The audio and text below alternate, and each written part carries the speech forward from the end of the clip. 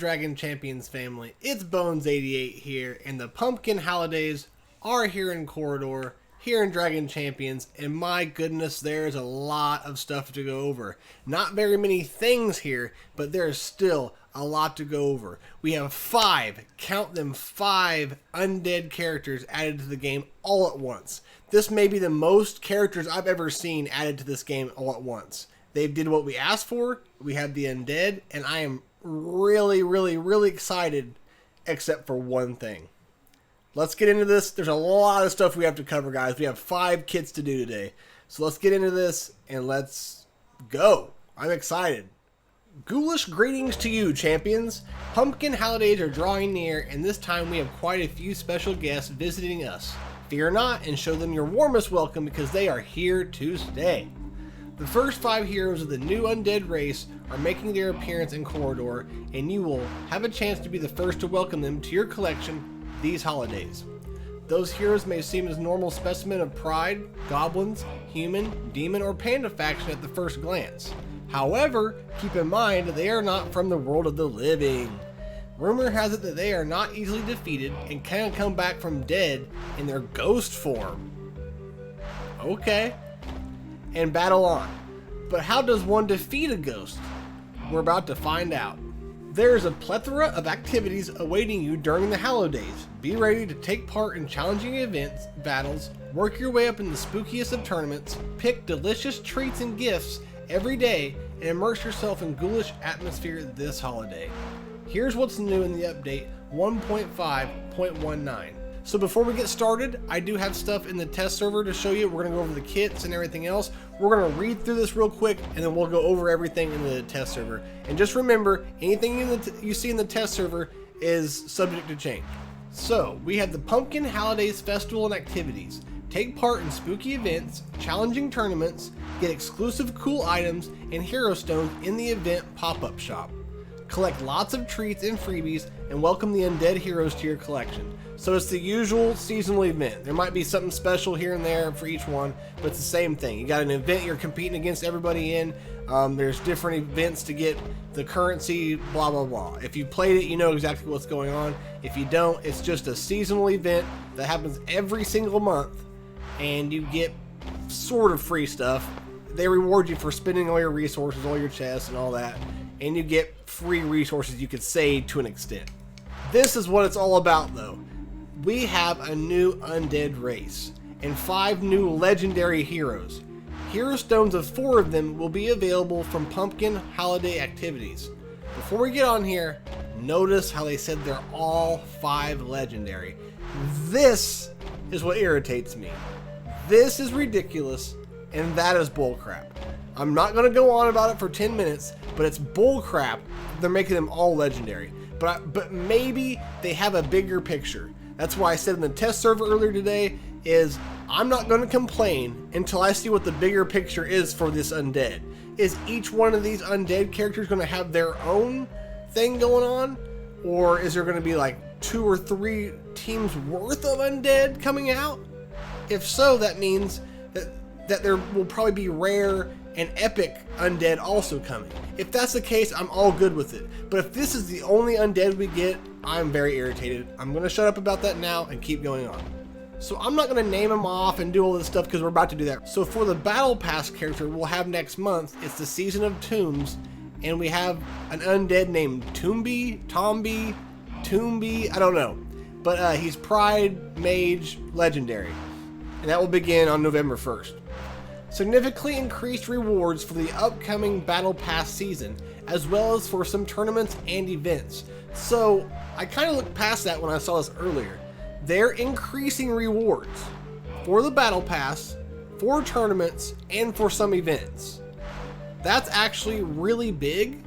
I don't know what those resources will be, but hopefully it's significant and it catches up with the times, because now the grind's different than it was 6, 7, 8 months ago, and that we're still getting the same resources. So I'm glad they're updating this stuff. It has to happen. If they want people to pay $10 for Battle Pass, they have to make the rewards better. If they're going to make it harder to complete the Battle Pass, the rewards need to be better. I'm guessing they saw fall in sales or something, and they're probably like, well, crap, how can we fix this. And so they probably are giving us better rewards. I'm okay with that. I'm actually very excited about that, and I'm glad that they're doing it this soon. They also added 7 and 8 skill levels for Radash. They added 3 new battle locations, and they changed the campaign stars rewards interface. Now it looks more neat and comprehensive. That's cool. They're making things look more shinier. They're adding more battle locations. That's cool. In Galaxy of Heroes, they probably have hundreds. It's really refreshing to have a different background a lot. So here's a picture of Tombi, the Battle Pass character. Looks pretty cool. Gives me a kind of God of Destruction, Dragon Ball Z kind of vibe to me. But awesome, man. I'm guessing he has a tomb thing on the back of him. Kind of reminds me of MODOK, also from Marvel. So very interesting, very interesting. So now we're going to go look at Radash's 7 and 8 abilities and go look at these 5 characters. We're going to try to get through this as fast as we can. And at the end of the video, I'll let you know my overall thoughts and concerns about all this. Alright, so Radash's 7 and 8 abilities. His passive. It adds plus 1% lifesteal and plus 1 speed. That's cool, but I think it needs to be 3% on both of them. Or, yeah, 3% lifesteal, 3 speed. That's going to make a difference. That right there won't make a difference, and it'd be a long time before I put anything on him. Okay, so his A3, it's a non-attack thing. He gets health. He also throws debuffs on the other team. Well, it's adding 30% healing. Okay. And he gains shield equal to 50% of magic damage. That's not bad. And he's getting plus 10% turn meter, which is 50% total. That's pretty good, because this move's pretty cool. It's why you want him on your team. And he's coming back around faster. He's getting more health, and he's getting shield now. That's a pretty good T7. I'm all for that. So his A2, he gets 50% magic damage and decreases slowed enemies' turn meter by 10%. That is huge. I love it. I love it. I love it. They're kind of making you want to do a Shadar lead, though. That's what I don't love. But I still think there's something here. I'm sure theory crafters can make it work, and I bet you there's a lot you can do with these 2 T7s already. So I'm so far impressed. And his basic, he gets 40% magic damage, a 25% chance to inflict slow and burning, which the 25% makes it 100% now. So there you go. You know, he's putting out slow on his basic.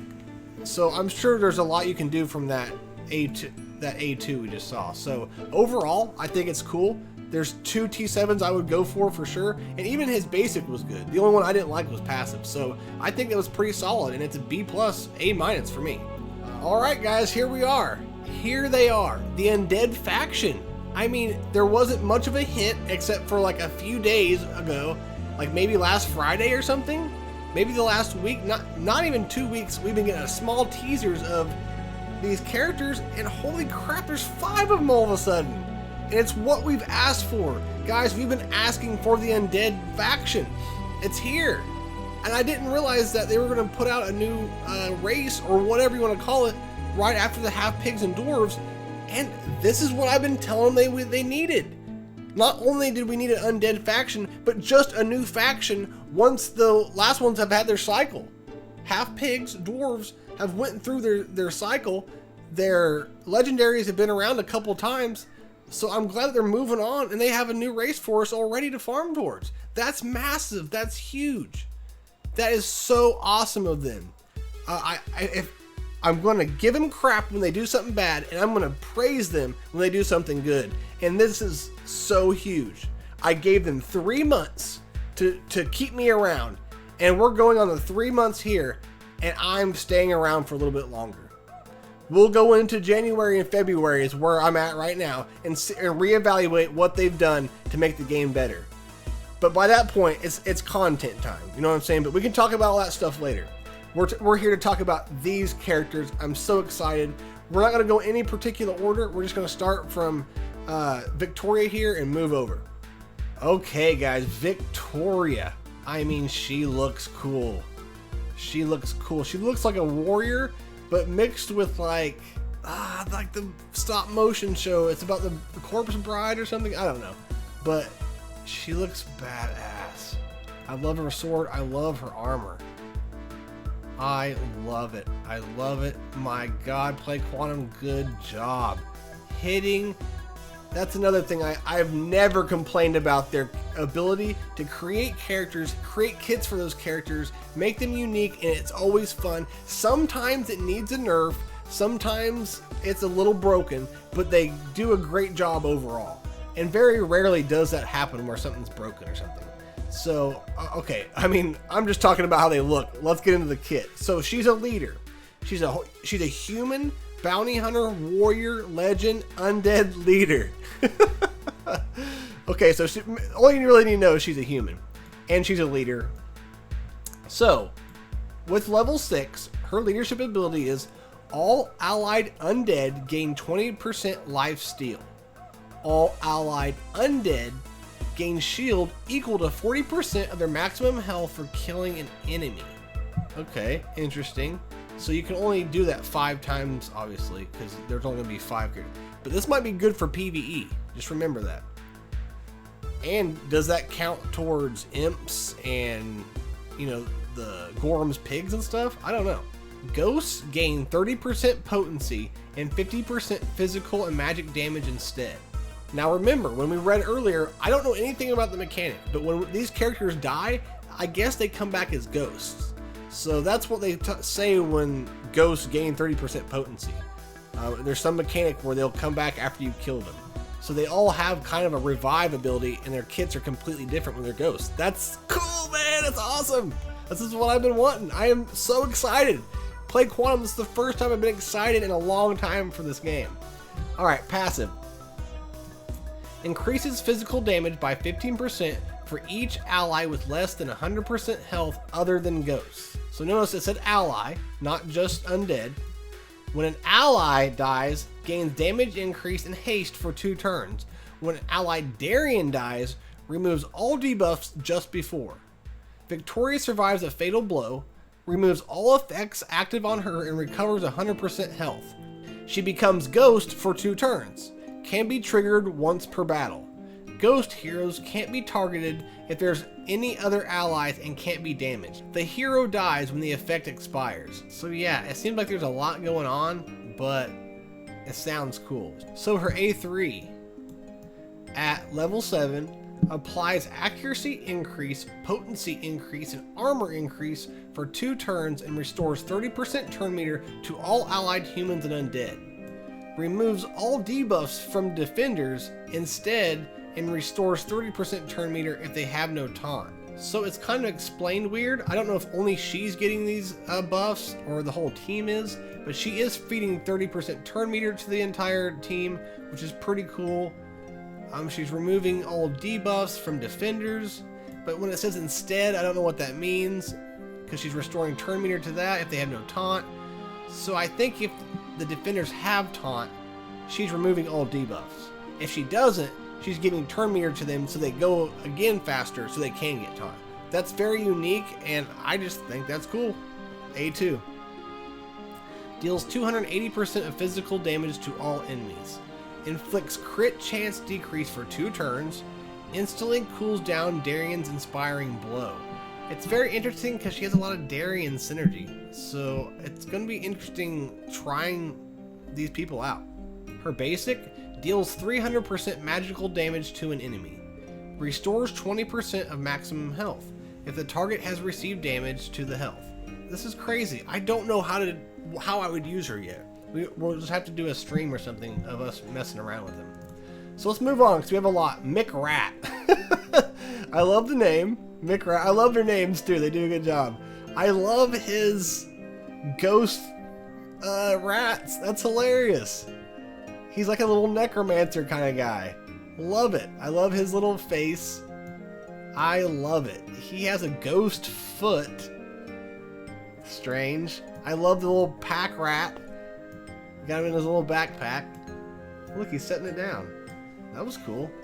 Just amazing animation and stuff. Great job. I can't wait to see them in action. I don't even know what any of this stuff looks like. So, McRat is Goblin, Healer, Leader, and also a legend. They're all legends, unfortunately. So, his leadership. at level 6 increases potency of all allied goblins by 7% for each healer or mage in the team.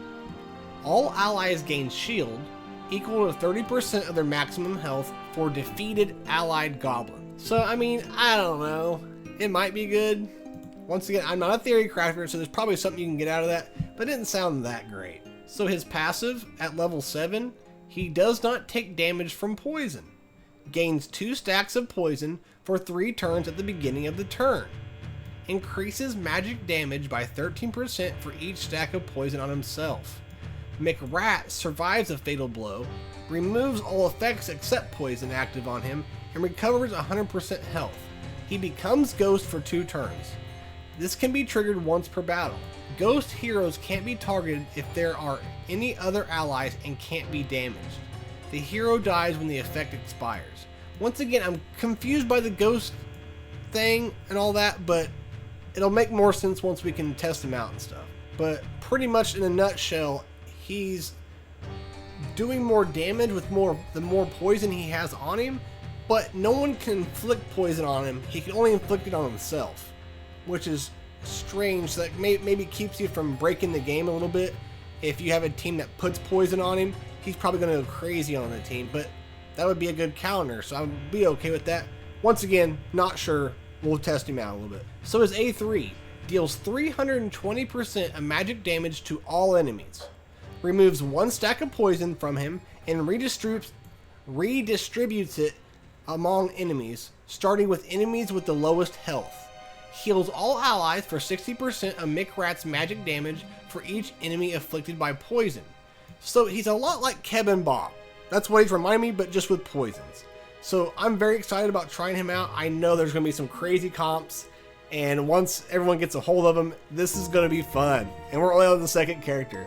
So his A2 heals an ally by 600% of McRat's magic damage, applies cheat death, armor increase, and tenacity increase for 2 turns, and restores 40% turn meter. So what this reminds me of is Soleus's A3. Gives cheat death, heals a single ally up, gives you a bunch of other buffs. So this reminds me of Soleus's A3 for sure. His basic deals 250% of magic damage to an enemy, removes 1 stack of poison from him, and inflicts it to a target for the same duration. So he's just spreading poison. This kit is awesome. Once again, it reminds me a lot of Kevin Bob. I would like, just for the fun of it, to try him and Kevin Bob out, to be spreading burns and poisons, and maybe a Nessa lead or something, or an Emily lead. I don't know, but that'll be fun. This character is cool, man. I love his design, I love his kit, and I'm looking forward to getting him. Next up, Shaya. Okay, so Shaya is like a straight up ghostly figure type thing. She's kind of like a being, like a aura or something, it looks like, but she looks cool, man. I think she might be the event character that everyone's competing for right now in the event. I don't know for sure, but I think so. So she is very cool. So she is a demon legend. So no leader, but she is a demon. Remember that. Her passive at level 7 gains 25% lifesteal, restores 25% of the turn meter at the end of a turn if her health is full. Shaya survives a fatal blow, removes all effects active on her, recovers 100% health, and restores 2 turns to Crystal Volley. She becomes the Ghost for 2 turns. This can be triggered once per battle. Ghost heroes can't be targeted if there are any other allies and can't be damaged. The hero dies when the effect expires. So every character is kind of explaining what Ghost is, and I get it now. So really, she's just gaining lifesteal, which I think is pretty cool. There's not very many characters that incorporate lifesteal, so this is cool, which makes sense, they're undead. And restoring turn meter and all that. So not the craziest thing, to be honest, but okay. Her A3 recovers 20% health, gains dodge increase, potency increase, tenacity increase, and haste for 2 turns. So it's kind of like what's her name, Naya's A3. A2, so this is that Crystal Volley move that they just mentioned in the last passive. It deals 300% of physical damage to all enemy and inflicts buff immunity if the target received damage to the shield. So you have to have shield to get buff immunity. If target is afflicted by slow, their turn meter is reduced by 20%. So maybe demons, you can use her in that, and Radash got those T7s, so you put that stuff together, they have slow synergy. So Shadar's putting out slows, Radash is putting out slows. Radash can now take turn meter away from people who have slow. You put her in here, and she is taking turn meter by 20%. That's a lot of turn meter. So I can see this girl working in a Shadar lead.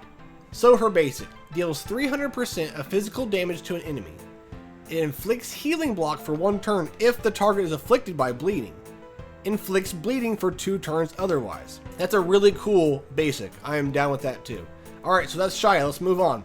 So Tombi. I'm going to call him Tombi. I think it's Tombi, but I'm going to call him Tombi probably. Either way, it's all good. So he looks cool. He reminds me of the Dragon Ball Z Wiz, the god of destruction. So he has his own little tomb here on his back. That's cool. He's floating. Like I said, reminds me of MODOK, kind of, just the way this is with him, but really cool. I'm excited about him, and he's our Battle Pass character. So he is part of Pride. He's a mage, traveler, and a legend, of course.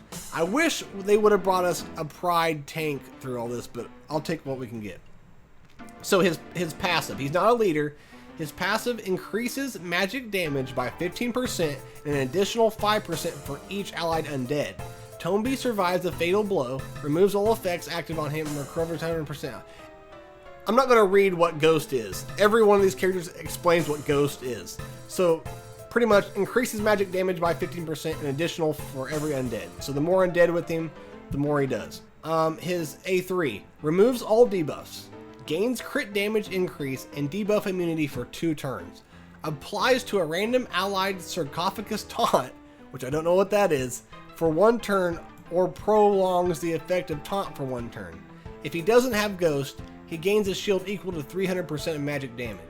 So A2 deals 250% of magic damage to all enemies. If he doesn't have Ghost, summon Sarcophagus with 70% speed, 60% health, 60% shield, and 100% damage of Tombi's. Sarcophagus gains 35 turn meter. This is somewhat of a Pride tank. Wow. I just wondered why. Now I know. It doesn't say he's a tank though, but that makes him a tank. That's interesting. Once again, I can't wait to see what theory crafters do. I'm going to theory craft some on the stream too, don't worry, but I'm not the one that can come up with all the innovative ideas. His basic deals 280% of magic damage, calls all allied sarcophagus to assist in the attack. If there are no allied sarcophaguses, say that several times, with 50% chance calls Hera or Raval to assist. If they both are on the battlefield, chance to call to assist is 100%. They included some Pride members. That makes me think that she will work with some Pride. I can't wait. Maybe, obviously with Hera League, because we can't use Salvador anymore because he belongs with Nessa. Cannot wait. I am so excited to get my hands on him. This is amazing. Love Tombi. Let's move on. And last but not least, King Z. He reminds me of Patriarch Key. I wonder if they're family. Maybe so. Because he reminds me of Patriarch Key. Anyways, he looks cool. He's got like this Frankenstein thing going on. But yeah, obviously he's a panda. He's a defender, brawler, and a legend. His passive. So when he doesn't have Ghost, his attacks restore shield by 100% of damage dealt. King survives a fatal blow, removes all effects, goes into Ghost. It doesn't say when he does have Ghost. Strange. I don't know. His A3, he removes 1 debuff from himself and inflicts damage decrease and slow for 2 turns for each allied undead. So you can see there's synergy there with the other guy who's, if he has Ghost, gains damage increase and potency increase for 2 turns. So that's interesting. He also taunts, so that's kind of cool. I'm so excited to see what everyone comes up with theory crafting wise. So his A2 deals 300% of physical damage to an enemy, inflicts ability block for 2 turns, that's always good, and restores 20% of maximum health to himself on hit. Cool. He's putting out ability block, he's getting health back. His basic deals 300% of physical damage to an enemy. If he has Ghost, it stuns the target for 1 turn. So that's cool too. I mean, Ghost or whatever, you're stunning the target for 1 turn. That's pretty helpful. Okay guys, that is the update. Very, very positive. But there's one thing that I'm concerned about. The legendary tag. That is way too many legendaries to be putting all out at once. When we know, from dealing with them in the last 3, 4, 5 months, we know that we'll never be able to put our hands on them unless we're pulling crystals. And that's it. That's all they'll ever be. They're never going to pull legendary out again. And they've made that be known. That's what worries me. So with that being said, unlock these guys as good as you can. Take them up to gear 11 plus and just play with them and have fun with them. That's my only complaint about it.